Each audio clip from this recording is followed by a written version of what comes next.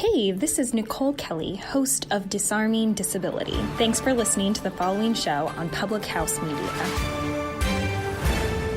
This is Jenna Burt, host of the Confessions of a Military Spouse podcast here on Public House Media. Thanks for listening to the following broadcast on Public House Media. Once you're done with this episode, I hope you'll come check out my show, Confessions of a Military Spouse, where we dig deep and talk about the unspoken hard truths of what it's really like to be a military spouse. A new show comes out bi-weekly. Don't forget to subscribe on iTunes so you never miss an episode of Confessions of a Military Spouse. Thanks again for checking out the following broadcast on Public House Media.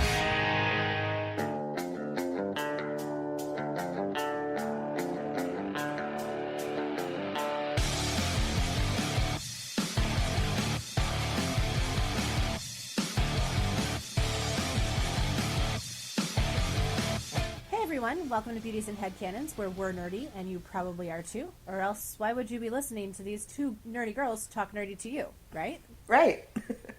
Anyway, today I wanted to, this is kind of Elisabeth's idea, but I think it's kind of funny that basically art imitates life, etc., most of the time, because I've been noticing lately on Audible, I'm getting a whole lot of really weird things that Audible is suggesting for me to read and or listen to, such as, but not limited to, things like Alice in Wonderland and different villain stories based off of their version of the story. And it got us to thinking, it got all of us to thinking about what kind of villain is a good villain, and what kind of villains aren't good villains and why we don't like them and all that good stuff. So, basically, we all know that without a good villain to fight against, a hero is really kind of a lousy hero.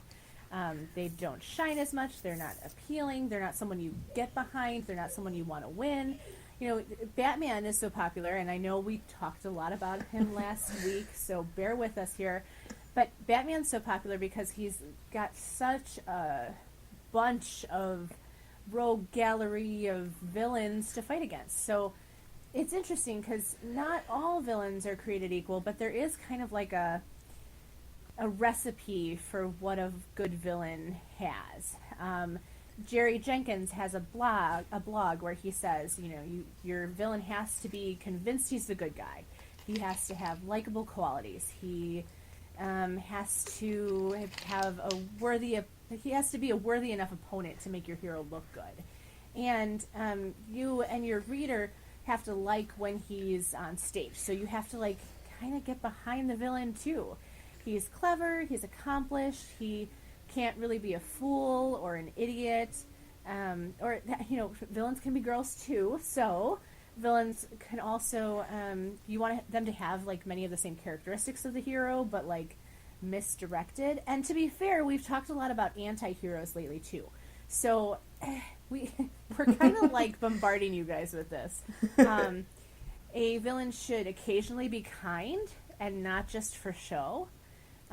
You want them to be kind of merciless and persuasive, proud, charismatic in some way, relentless. Yeah. Relentless, deceitful, vengeful, and almost you kind of want your villain to be jealous of the hero too, someone who's you can get behind them, but they're also extremely flawed. Because really, what it comes down to is if you don't have a if you don't have a villain that you can get behind, you can't really get behind your hero either. So we're going to talk a little bit about that. But first, Elisabeth's going to talk about Gaming Corner. Yep, and this week, kind of going in that same theme, I wanted to talk a little bit about how Bioware does their villain switch, that's what I call it. I don't know if there's a technical term for it, but as you all probably know, if you saw my post earlier this week, I've gotten into the first Mass Effect, and Bioware kind of has this thing, I guess, now, where a couple of their games that I've played has this villain switch. It happens in Mass Effect 1 and it happens in Dragon Age Inquisition, where you have this person who is the obvious front runner villain who, is actively doing things against you to achieve some goal, and you're actively fighting against them. But at some point, usually somewhere towards the end, it switches up and you realize that, either they were really working for somebody else, as in the case of Mass Effect 1, where Saren was actually working for the Reapers and trying to bring them back to basically cause galaxy-wide genocide, or in the case of Dragon Age Inquisition, at the very, very end, you realize that Corypheus was a bad guy, but the things that he did that kicked off the events of Inquisition was actually the result of Solus more or less giving him this elven artifact to use in order that caused everything to happen. And so it's kind of an interesting dichotomy to have, a villain that you see the face of for most of the game or something like that, and then all of a sudden you realize at the end that they're not really the real villain. It's an interesting way of storytelling that that when done right is really, really effective. And obviously, like, if you go into it with no spoilers, then, it can almost feel like a gut punch at times, especially with something like Inquisition, where Solus is actually one of your party members. You might have, developed a friendship with him. You might have even romanced him. And all of a sudden to find out at the end that he's the real villain behind it all is, it just kind of throws you for a loop. And Bioware so far has done the whole villain switch really well. I have done it at certain times. I have seen it at certain times, where it has not been very well done. But when it is well done, I think it's a really interesting and effective way to kind of portray different types of villains in the same scenario. Sure, hold on. Let me... Oh, sorry. Lee just came in, so... Yeah, I figured as much. I just was like, we can pause. You don't have to keep going while he's coming in. Oh no, sorry. I was on my line of thinking. I wanted to chase it before it was gone, because if I stop, then it's like, wait, where is it again? Okay, all right, go ahead. That was pretty much it. Oh, did you pause, or do you want to? No, we're good. Okay, so we're still recording. Let me double check. Yep, we're still recording. Okay. Okay, so let's get into what makes a good, well, not what makes a good villain, what makes a bad villain, basically. Yeah. I thought, we always talk about what makes a good something, but I thought it would be interesting to look at examples of something that is done not so well for once. What's interesting about this is it's going to be, like, not villains you love to hate. Like, it's going to be villains you really don't. Yeah, because, obviously, if you love to hate a villain, then they're kind of doing their job, Exactly, yep. So I thought that was very important to, quantify that it's not necessarily a love-to-hate situation. It's just, you just don't like them. Right. And for reasons. Who's first? When I kind of initially thought of this topic, I think my husband and I were actually talking about this particular character, and that's kind of how the topic coalesced in my mind, and that is Bane. He is one villain from one of Batman's villains that, it's like, where do I begin with him? Like, he's this big, physically imposing dude, and he's so big and strong because of this venom, which is, basically like this crazy, insane steroid that he's addicted to. And it's like, okay, we can have villains that are super strong. That's fine. I have no problem with that. But then all of a sudden he comes in and, he's just so smart and he's so tactical and he sets all of these things up, and it's just like, it gets exhausting. And the really annoying thing that gets me about him is the reason he has declared Batman his rival is because he's afraid of bats.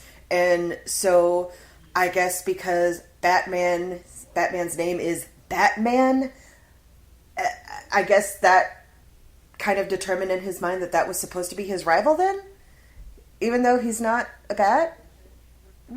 Even though there is an actual character in Gotham called Man-Bat who actually literally transforms into a bat creature, you would think that he would see that and be like, oh yes, that is my rival. No, he wants to go after the human. Yeah, but that's not about, like, some kind of power trip where he's like, why would he decide to be a bat if he's afraid of bats? And I think that's hilarious, so I'm going to go after him. Like, oh no, it's Bane is afraid of bats. Oh. Yeah, Bane is afraid of bats, and that's why Batman is his rival. Oh, so he's, like, sadistic. I guess. But then again, like I said, there is a literal man-bat who turns into a bat creature. And Batman just has, like... I mean, he has his cow... To me, honestly, I love, like, bats the creatures. And not too many bats actually have that silhouette with the ears sticking straight up. So... To me, that's not even really that accurate of a silhouette, so I don't know. It's just annoying. Like why? Why? Just why? Really, the only time where he hasn't annoyed me so much is in the Telltale's games. He comes in the second one, and he doesn't come in because, oh, you know, Batman, I'm afraid of bats, and I gotta fight Batman because reasons. He actually just comes in because he's working with other villains to achieve this end goal in the game. And, you know, obviously Batman is going to fight that, so they naturally become enemies because of that. That is an example of how it is well done. Not just, oh, I'm afraid of bats, you're Batman, you my enemy. I don't know. It's just kind of ridiculous. Yeah, I can see that. Yeah, and... Okay. And the next one that I kind of thought about, I think, wasn't he in the Suicide Squad? I don't know if you saw the movie, but Captain Boomerang? No, I didn't. I didn't either. I Tell me wasn't about interested. But he's actually one of the Flash's villains. So he is still from DC, but he's one of the Flash's villains. And I tried really, really hard to not pick on Flash because he kind of has lame villains. So I tried to just, like, choose one, and it was between Captain Boomerang and Captain Cold. But at least Captain Cold has some kind of neat gadgets, and Captain Boomerang just has a boomerang. And that's all. Like, he doesn't really have any other skills, he's just kind of there and does stuff. And it's like... you know, Sokka from Avatar The Last Airbender, he has a boomerang, but he also has other weapons, and he's also a strategist, and he has lots of other things to offer on top of, oh yeah, boomerang. Captain Boomerang is just all a boomerang. And it kind of plays, I guess, on the one-note villain archetype, but at the same time, if you're going to write a villain who is going up against a superhero like Flash, I mean, wouldn't you want him to not be a one-note villain? Like, I could see, like, a one-note henchman. Yeah, I mean... But not an actual villain. The main goal should be to have a villain that you know the backstory of and you can get behind them. Like, you want that to be a thing. Yeah. And if it's not, then... you really don't care if the villain wins or loses, or if the hero wins or loses, really. Yeah. Because what happens is... sure, they're gonna win and go on to the next. Like, it's no big thing. So henchman makes perfect sense. Yeah. If you want there to be like an overarching person that needs the person, entity, monster that needs to be defeated in order for the hero to really be heroic. Exactly. And it needs to... They need to be on some sort of equal plane or equal footing. You know, to where it could be, oh, well, maybe the hero will lose this time. When you see the Flash go up against somebody like Captain Boomerang, it's like, yeah, I wonder who's going to win. It's like when you're watching wrestling and you see this guy come out and he's like, oh, Johnny No Name, and all of a sudden the next person to come out is, oh, Andre the Giant. Oh, wow. I wonder who is going to win. Probably not Johnny No Name. No, definitely not. All right, so let's talk about Thanos, because I'm going to argue with you about this one, I think. Okay. You think he's a not good villain? No, I don't think he is a good villain. Why? Just because of the OP thing? Not just because of the OP thing, although that is a huge reason because, I mean, you know my feelings on OP characters, whether they're heroes or villains. Right. But are we talking Marvel Universe or are we talking about comics? Both. Or both? Both. Oh, okay. Fair Both. Because I try to, incorporate as much as possible. But, Sure. I mean, it just gets to a ridiculous degree. I mean, if you want a hero or a villain who is super strong, that's great. If you want one that's super smart and really strategic, that's great. But you take both of them, you put them together in almost impossibly incohesive ways, and yet they work. And it's almost like, I have all the powers to have all the powers I want. And it just gets ridiculous and exhausting. There's another villain from Marvel down on the list who is almost the same way. And it's like whenever I see Thanos or this other villain in a storyline or an arc or a movie or whatever, I get exhausted already because I'm like, I know there's going to be some crap that they're going to pull that is going to be dumb, that is not really going to be that plausible, that they're going to pull anyway because, yeah. And it just gets boring. Like in Infinity War where I'm sorry, I'm still going to harp on that Hulk and Thanos fight because that is absolutely ridiculous. There is no way that the Hulk gets in 3 decent moves and then is just bodied for the rest of the fight. That is completely not realistic, like based on the comics, based on what we've seen in the movies. That is ridiculous. And I mean, it's not like he even had all the stones in the gauntlet yet anyway. It's like when a villain like that comes onto the scene, it's like all the rest of the heroes are somehow dumbed down in order to compensate for that villain to really, showcase how good they are. And it's like, but if a villain is really good, you shouldn't have to dumb down your heroes like that. Your heroes should be able to stand on their own footing, on their own power, and so should your villain. And yeah, with Thanos, that's never really the case. There is a character from DC who is also fairly massively OP that I actually like. His name is Darkseid, and pretty much Darkseid's redeeming grace is 1, he does take losses. 2, the heroes do stand on their own. They aren't dumbed down like they are for Thanos. And 3, he has amazing monologues. Like, I know, like, some people will talk about some stuff that Thanos has said, and I'm just, like, sitting over here looking at Darkseid like, but my dudes, Darkseid is so much better. It's like everybody's looking at this generic pop or generic soda, and it's like, but the real deal is over there. And it's better. I think what's so interesting to me is, like, the real pull of Thanos is obviously the, he's got this mercenary thought in his head that if he is able to deplete the population by half, then the half that survives will be able to live more opulently or whatever. Comfortably, at least. Which is also kind of dumb because, okay, for as smart as Thanos is, he doesn't realize that taking away a random half of the people is not going to magically make resources less scarce or the people more able to get them. They aren't going to get rid of, corrupt governments or crappy infrastructure or anything like that. Well, right. And then, he's got this amazing power, this OP, overpowered status, and he doesn't really use it for anything other than, like, the evil of being evil. Especially in, like, the MCU, there's no Mistress Death, so there's no real motivation to impress anyone or to, we don't get the backstory other than with Gamora.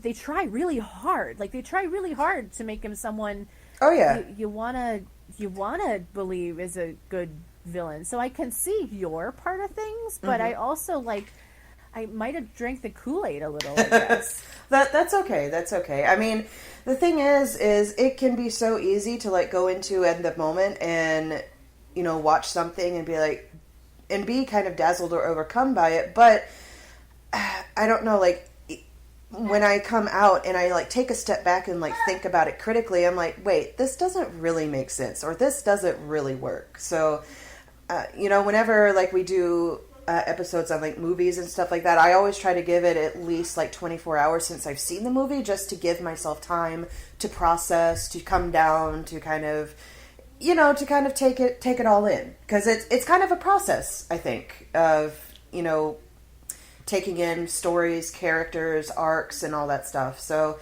you know, I totally understand, but it didn't work for me. Not at all. Okay.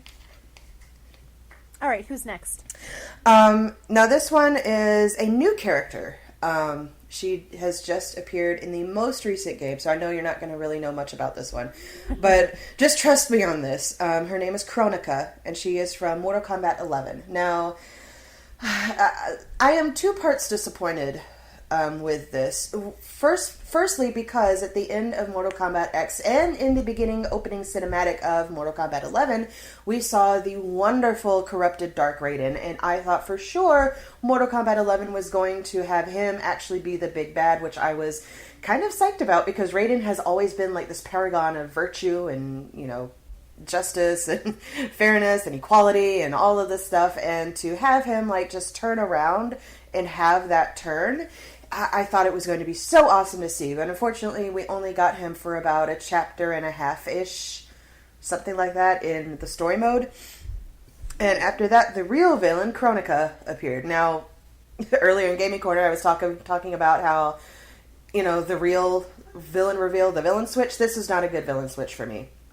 Because Kronika is this time titan where she controls time, and she has two children who are elder gods. One is Cetrion, who is the good, who the embodiment of everything good, and then the other is Shinnok, who is the embodiment of everything evil, who is a person that, you know, the good characters from Mortal Kombat has been fighting for so many different games. And in the last one, they defeated him for like the second time. And Raiden, who was starting to become corrupted, beheaded him to kind of just make him stop. Because an elder god can't actually die, but you behead them and, well, they're just a head. And they're not even like a talking head. They're just there. So, you know, obviously took care of the problem. Well, Kronika took issue with this, and so she's trying to like rewind time and gather the power to rewind time. And so she's bringing in all these different people to work for her and to kind of mess up the whole timeline as it is. And it's just like, you're doing all of this for a son who is the embodiment of evil, who we haven't seen from you at all before now. And it's like, really? Just really? Like, it just, I understand, you know, as a mother, I understand loving your children, but there is a point where it's like, okay, you know what? Sometimes they are a lost cause, and we need to acknowledge that. And Shinnok is a lost cause. He is best off being just a head, like just existing as a head. And yeah, it's the whole thing I guess they were trying to push is that, oh well, there needs to be a balance, and it's like, but the thing is, it wasn't balanced because the Elder Gods and Cetrion and like nobody on that side was really intervening. It was always Raiden and people from Earthrealm and Outworld and, you know, people like mortals. So it's like, it wasn't really that balanced to begin with. I don't know. I thought it was dumb. Plus, she needs chapstick really bad. I swear to God, every cutscene I see of her, I'm just like, do you want some of my chapstick? Like it looks like your lips are about to crack and bleed right now. Like, get a little Carmack. What was that? Right?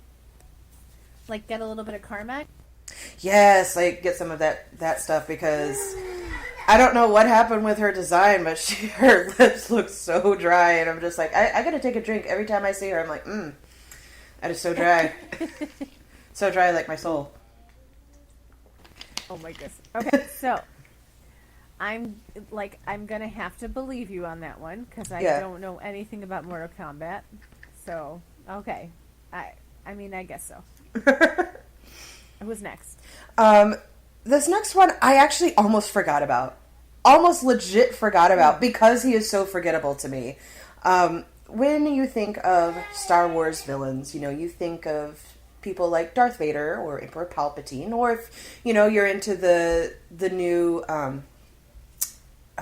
newer trilogies, you might think of Kylo Ren or General Hux or Captain Phasma. Oh, Kylo Ren.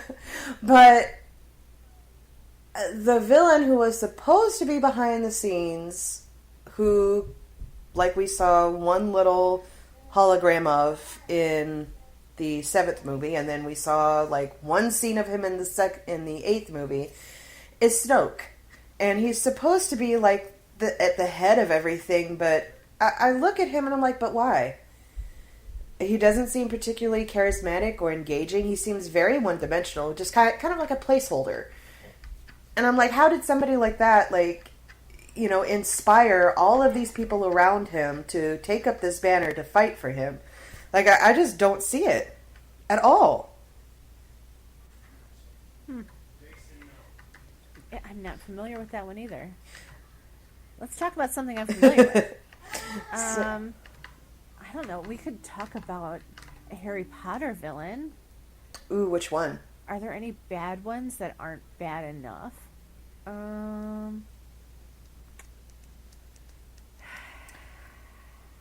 You know, I actually, with Fantastic Beasts, I can't get behind Grindelwald. I don't know why.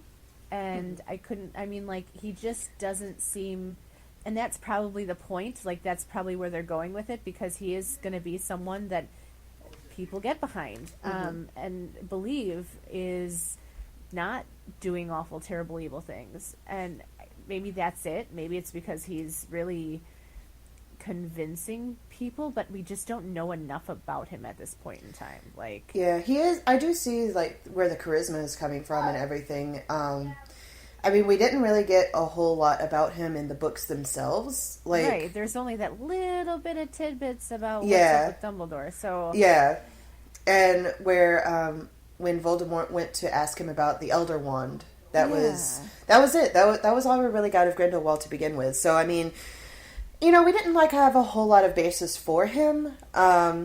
So, like, you know, going into there's a sordid backstory, but we don't really know what it is. Just like hinted at.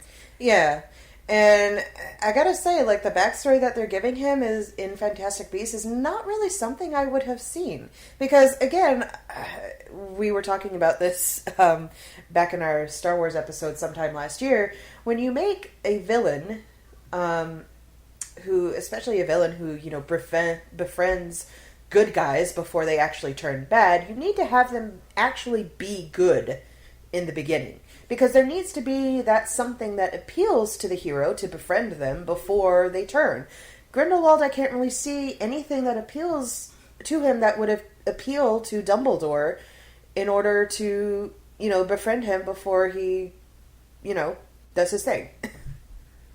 Right, it's like when you look at your divorced parents and you don't know why they ever got together. Like, yeah. Why? Why? It's like two names just got drawn out of a hat or something. Right, like, what did you see in him exactly?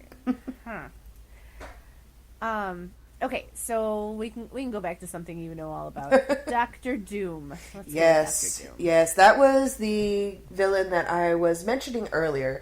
Who every time I see his name, we were so secretly talking about. Yes, every time I see his name attached to an arc, attached to a movie, attached to anything, I am just like, I get this sigh and this expression on my face, and Lee knows the exact one, because I know that whatever it is going to be long and drawn out and exhausting.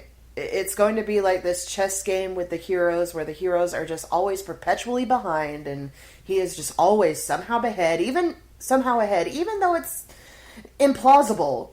It's still going to happen, and it's just, it's extremely annoying.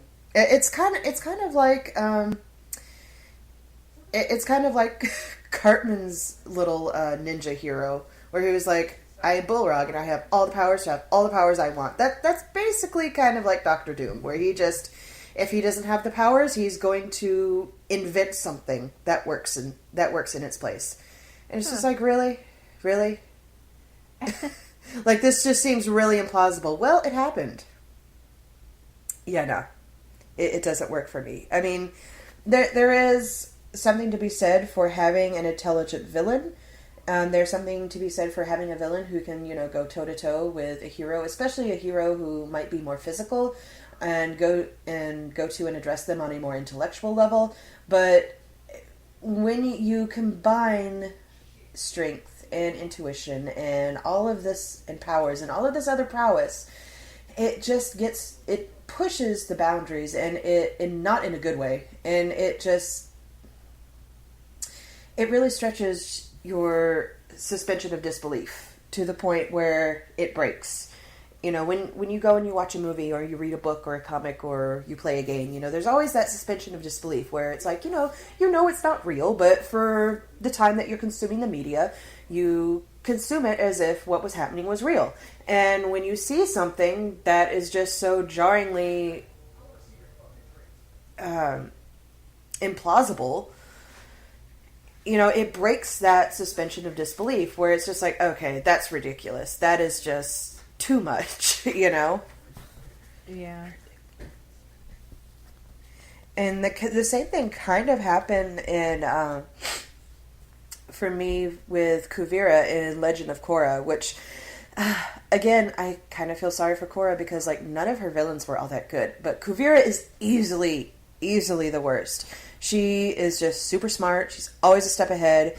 And she somehow has better control over her powers than the Avatar has over theirs. Even when the Avatar is in the Avatar state. I mean, you should not be able to go toe-to-toe with the Avatar in the Avatar state and win. That makes no sense. Even Fire Lord Ozai got his butt handed to him by Aang. There is no reason why a villain should be able to do that, and she did it. So, yeah, that's kind of my thing, where, it's perfectly fine to have villains who can stand their own, but you need to make it so that the hero can still win. Otherwise, it's just like, okay, well, what's going on? Instead of breaking lore or breaking the rules of your own universe, just write them good. Is it really this hard? Really? Right.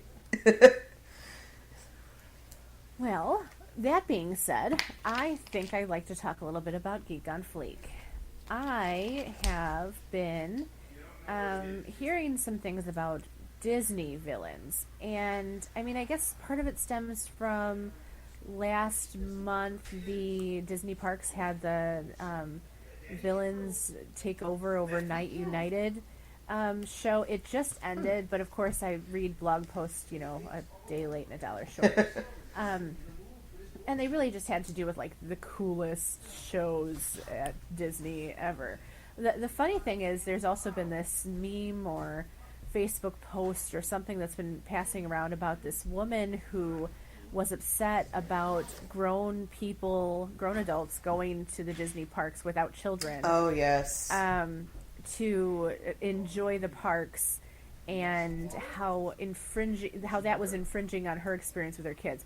Now, first of all, I just want to weigh in on that one, because I remember going to Disney World when I was 12. I was maybe I was 13, but I was in 8th grade, and that year I had to choose between going to the state capital for Illinois or going to Orlando for the band competition down there. And so I chose Orlando, and we went down there, and we spent, however many days down there, and we did 1 or 2 concerts where we had to compete. And I remember my band teacher was really mad at me, or mad at us. So I remember that being a thing. Not really that it was my fault, but I know that he wasn't impressed with how we had done. But he really wanted the best for us and knew how good we could do. So I'll give it to him. Anyway, I digress. The thing is, I don't think I had as much fun then as I would now, because I didn't have the money to buy all the things in the Disney Villains store that I wanted to buy. I was too cool for princesses. I just didn't want to take any pictures with any Disney princesses because I was way too cool for that kind of thing. And I didn't have them, I just didn't have it in me to do all the things that I want to do now. And I know that there's a sweet spot to go to Disney but I don't know what sweet spot age that is. Like, I feel like even now Aurelia might be a little too embarrassed about, like, taking pictures with me and a Disney princess. But I also think that she would love it if her 2.5-year-old cousin came with and was able to remember it and have a good time. So, anyway, the things that make a good Disney villain. You ready? Uh-huh. A great Disney villain is always in control. All right? So that makes sense. The scariest ones are in charge of everything. They set the plot in motion. They are ruthless. They're maneuvering everything. They never seem like they don't have a handle on what's going on. And they're like behind every bad thing. Even like Scar was behind everything that was going on until the very end, right? Well, yeah. Basically. A great Disney villain also wins psychological battles. So sure, you captured the princess, took over the castle, but whose mental health did you completely obliterate?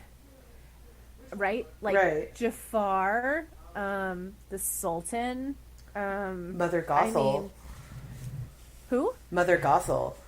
Oh yes. Oh my goodness. Yeah, like just make a person completely not confident in who they are, what they want to be, or where they stand in the world. I mean, that's a Disney villain is scary to kids, of course. I mean, I still have nightmares, and I was way too old to have nightmares, but I really don't like Dr. Facilier. I never have. The first time I heard his song, I was like, nope, absolutely not. And, I mean, I feel the same way about Maleficent, like the original Maleficent. Like, she was just purely evil. Oh, and Lady Tremaine, too. Yes. Oh, holy... How? She's so awful. And in all renditions of her, too. Even when she's not animated and she's in... the Ever After version with Drew Barrymore. She's still, like, just a horrifyingly bad person, and for no good reason. Like, just okay. So yeah, then obviously a good Disney villain's going to be scary to adults as well, but in a different level, right? Like, right. Judge Claude Frollo. Again, nightmares. I can't even, like, from Hunchback of Notre Dame, however you want to call it. Yeah, let's not talk about good Notre enough. Dame either. Yeah. Okay. Okay. So I would love to hear what people have to say about their favorite, most evil Disney villain. So please let us know on Facebook or Instagram when you've listened to this podcast what you think. And with that, I'm Elisabeth. Oh, and I'm Lindsay, and thanks for getting nerdy with us today on Beauties and Headcanons.